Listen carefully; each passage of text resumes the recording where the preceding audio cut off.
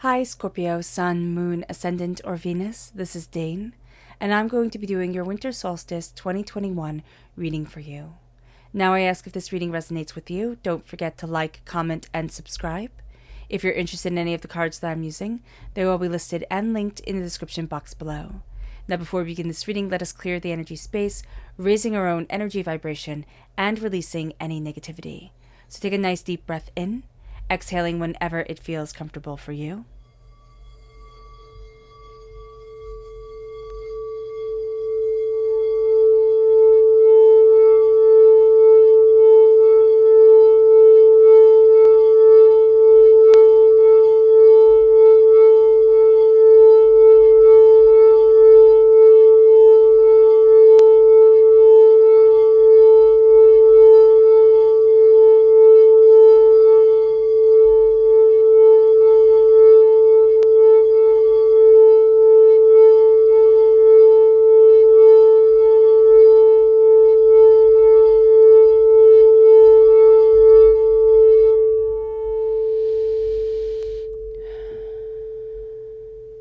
Releasing all negativity from the body like storm clouds, letting yourself feel calm, centered, and at peace as we enter into this safe and loving space.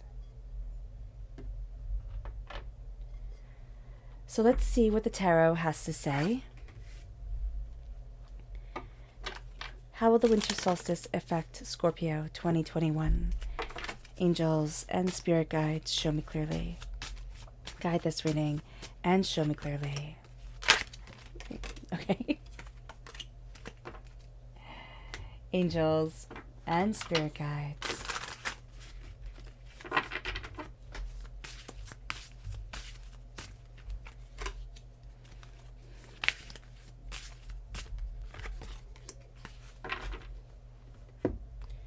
Angels and spirit guides.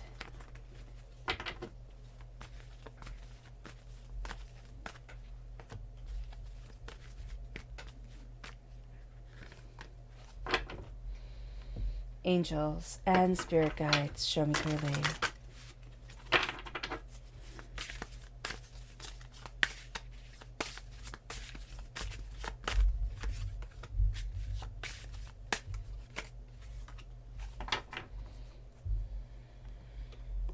At the bottom is our rooted self.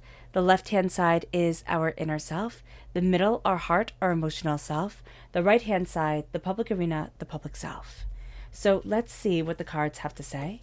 At our root, we have Justice, which is Libra energy, and we have Judgment. So if we're born on the cusp with Libra, or we have Libra energy within our natal chart, this comes through very powerfully here at our roots. Then we have the Nine of Swords, and we have the Moon. Now, the Moon is Pisces energy. So if we have Pisces energy within our natal chart, that comes through very powerfully here in our inner self. But there's also a real sense, because the full moon was on the 18th, right? The power of the full moon lasts for 2 weeks after that full moon. That moon is still having an impact on us. There's some sort of fear here that we need to be facing, that we need to be looking at. And that's part of what the winter solstice is all about. And we'll get to that in just a moment. We then have the Ace of Wands and the Ace of Pentacles. So gifts are coming in abundance here for us. We have the Nine of Wands, and we have the Queen of Cups. We are represented by the cups in the minor arcana, Scorpio. We are represented by the Death card in the major arcana. So this is really quite powerful for us. Here, we're learning how to stand our ground in what we want, but we're also learning how to say, this is my life, this is what I need, this is what I desire, and this is the prosperity that I'm embracing as the queen of my existence. Now let's look at the chakra energy. Not the chakra energy, the energy we need to be mindful of during this time. Angels and spirit guides. This is the Queen of Cups. So we need to be mindful of ourselves. We need to be mindful of getting in our own way. We also need to be mindful of shadows overpowering what we are truly seeing and what it is that we are truly coming to an understanding of. Also, Pisces energy is ruled by the cups. So this is amplifying the Pisces energy of the moon coming forward. Now we are going to look at our chakra energy. Angels and spirit guides, show me clearly. And this is rebirth. This is the Earth Star chakra located 6 inches below our feet. We are going through a powerful transformation. And as we are embracing this transformation, we are embracing ourselves more and more. And we're learning how to fly forward, how to go after what it is that we want, what it is that we need within our lives, and not be held back, not be stuck in this little cocoon. So the winter solstice is on the 21st of December. The number, of the winter solstice, if we write it out, we have the 12th, month of the year. So December is the 12th month.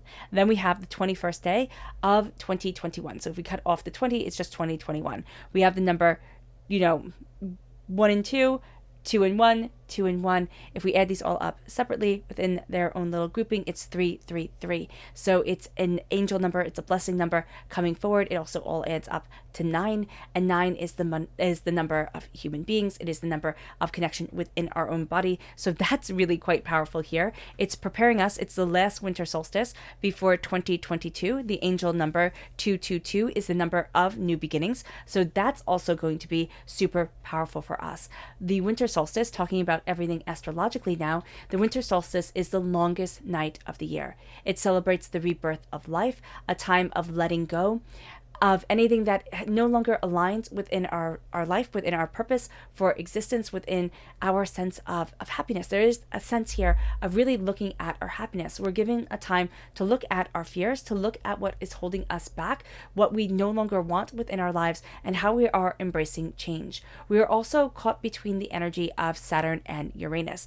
This is going to be the energy of Saturn, which is authoritarian alignment, authoritarian energy, the energy of authorities, and Uranus, the energy of freedom, the energy of expression. So this is going to be complicated. And why we're caught between the energy of Saturn and Uranus is because on the 20th of December, we have Mercury semi-sextile Saturn, and we have Mercury trine Uranus, meaning Mercury brings things into the alignment of our words, of our expression. And so we're looking at, the alignment of authority and the alignment of freedom. Then on the 24th of December, which is for Christmas, Christmas Eve, for all who celebrate, we have Saturn squared Uranus. So right sandwiched in between this time is the winter solstice on the 21st.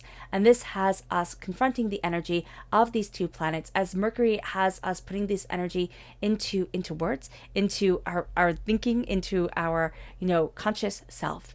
And what we're going to be seeing here is that it's also amplified by the fact that the sun's energy is moving from Saturn to Capricorn. So Sagittarius to Capricorn. And Sagittarius energy is all about outspokenness, it's all about optimism, it's all about extroversion and really connecting. So if we're born on the cusp with Sagittarius, we're really going to feel that.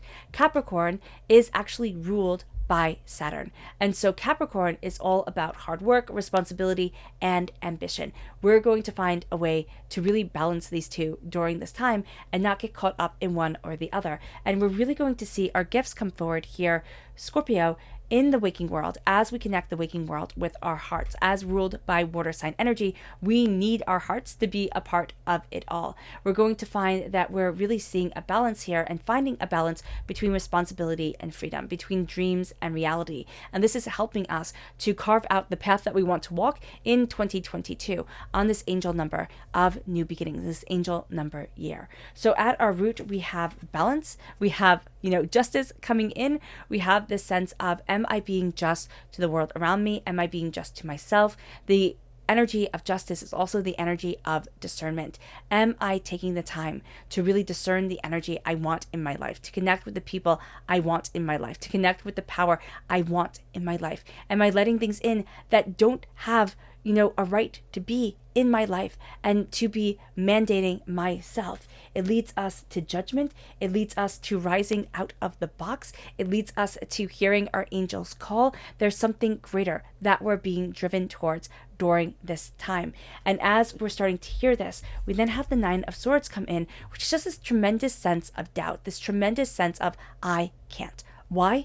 Because the world is messy. I can't because everything isn't perfect yet. I can't because everything isn't set up the way that it should be or the way that I want it to be. I can't because of what people have said over the years and over time. And what Spirit is saying here is that everybody has their opinion. Everybody has their way they think that we should live our lives, but they have their lives to live. Let them live theirs. Let them connect with theirs. Let us connect with us. We can worry our whole entire existence away. People spend their whole lives in the Nine of Swords, in worry, in doubt, in fear. It can always be worse. It can always be harder. It can always be. And what Spirit is saying is that we need to step out of the worry and say, I see you. I see you chaos. I see you hurt. I see you pain. I see you. But I do not get to be defined by you. You do not get to dictate my life, my existence, my soul, and myself. And it leads us to the moon. The moon is a powerful, powerful tool. It is the tool of our change within ourselves, within our lives. It is the tool of realization. And as we have the longest night of the year, we're going to see that moon is really quite brilliant in the sky still, as it has just been a full moon. And what we're looking at is the silence and the darkness. What we're going to find is a lot of answers come through the dark contemplation. And it's not the dark contemplation, it's not contemplating things that are morose and melancholy for us. It's in the contemplation where we take away the outside stimuli. We take away the lights. We take away the chaos, and we sit in the quiet. And that's so important because we don't sit in the quiet. We have our world illuminated, which makes sense. I mean, we're sight hunters. We are going to illuminate the world because it makes us feel the most safe. We also are going to have here a time where we're really looking at our fears. We're looking at the things that hold us back. We're looking at the monsters that have us in their clutches, that we think, I can't move past this. I can't be more than this because this is what gets to define me. The definition of the quote unquote this is the malevolence, is the hurt and the pain and the disappointment that comes from living. But what Spirit is saying here is that if we quiet ourselves, maybe we'll see that the monster isn't something to be afraid of. Maybe it is actually guarding us.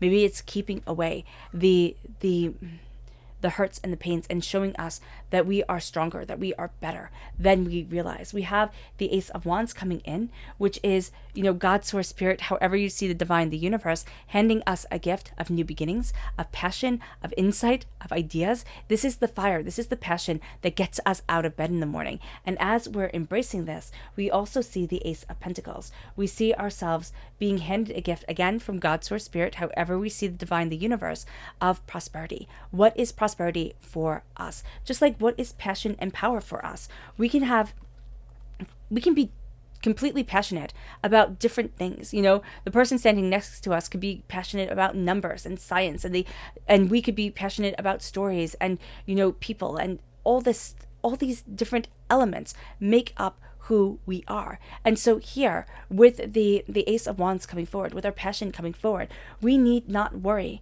that we're not going to fall into the conformity and not going to fall into what everybody else thinks we should be. This is a time to stand out, even if we don't want to, Scorpio. This is a time to say, what seeds am I planting for me? What prosperity is moving forward for me? What is it that my heart is calling me for and towards? How is it that I get to live my life and go after what I desire, go after what I need, go after what I see? Because this is really preparing us for the new year, but also for this new way of looking at ourselves, this desire, this instinct, this understanding. And it brings us to the Nine of Wands. It brings us to a place of passion. It brings us to a place also of really being able to say, I stood through this.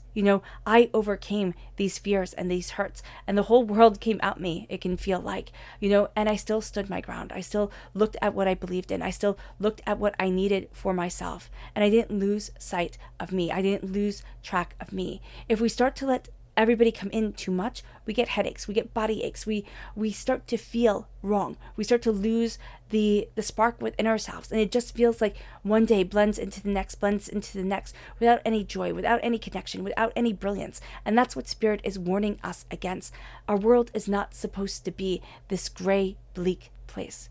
Even when we have the longest night of the year, even when we say the darkness is here for the longest, it is that the darkness is here. The quiet is here. The connection is here for longer than we imagined. But it gets to be the darkness of insight and awakening. It gets to be the quiet of understanding and hearing our own thoughts. And it brings us to really embracing the power of ourselves of what we need and what we want, of our passion, of our hearts. There is an awakening coming. And as that awakening comes, we see ourselves more and more. We claim ourselves more and more. We understand ourselves more and more. In the public arena, we're not apologizing for our existence. We're saying, yes, this is what I need. This is what I want. This is who I am. And this is how I'm moving forward. Period. End of discussion. This is me embracing my queenliness, my sacred feminine energy that gets to shine, that gets to be a part of me, the caring, nurturing, but also the thunderstorms and the tidal waves, the fierceness and the nurturing, the power and the understanding. And this is going to be something that is so completely beautiful to tap into. It brings us to our subconscious energy to be mindful of, and that's the Lord. That is just authority and power and saying it has to be like this. We don't want to be controlled, Scorpio. We don't. We want to express and discover and expand and become. That is part of what a Scorpio is. And so if we have this authority raining down on us and saying, you have to clip your wings, we're going to rebel. So just be mindful of this. Just be mindful of being able to say no. It's going to be important.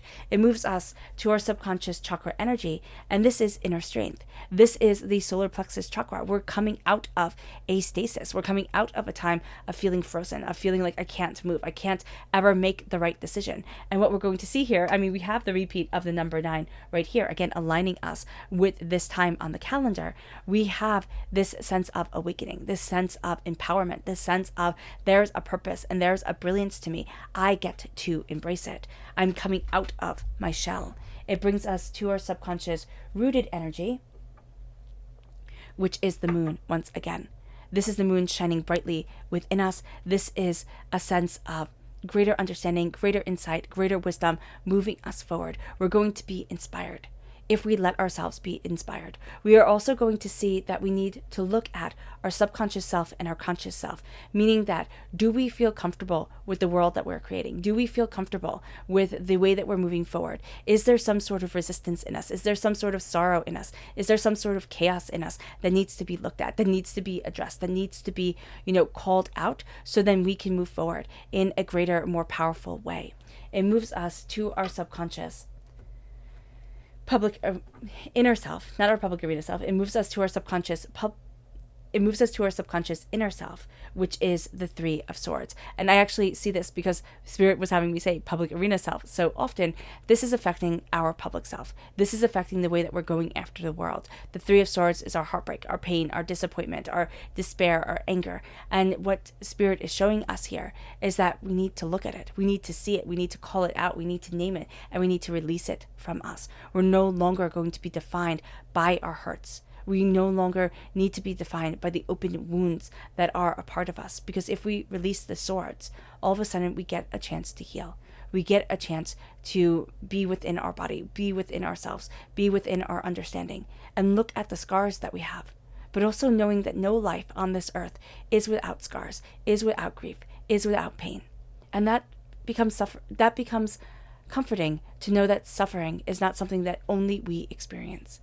And as we're naming the hurt, as we're naming the doubt and the fear, as we're naming the chaos and the despair, we start to see ourselves moving forward. We start to see ourselves moving out of its shadow. It moves us to our subconscious public arena self. And that's the moon once again. We have the moon show up now 3 times within this reading. The moon is powerful for us. The number 18 is powerful for us. This sense of I am now soaring under the light of the darkness, under the light of this longest night. And I am seeing, and I am understanding, and I am embracing who I am, who I need to be, and where I'm headed within my world. There is just such a power to us that if we quiet ourselves down and if we center ourselves, we will see it. We will embrace it. We will understand it. And it moves us to our subconscious public arena self. And it's the Page of Cups. As we are, the Queen of Cups, as we are the ruler of our sacred self, we are also the student. We are also the student of our hearts and our souls and our connection and our love and why. We are the students of why we're doing certain things, of why we're moving forward certain ways, of what's important to us and what isn't. All right, Scorpio. I hope this reading has resonated with you. I wish you nothing but light, love, peace, and happiness. May harmony always be with you. I'm sending loving, healing energy to each and every one of you. I love you all, and stay safe. Let's end this reading with a meditation, a clearing away of negative energy, a raising of our positive energy as we embrace the power and the intensity of this winter solstice. So take a nice deep breath in, exhaling whenever it feels comfortable for you.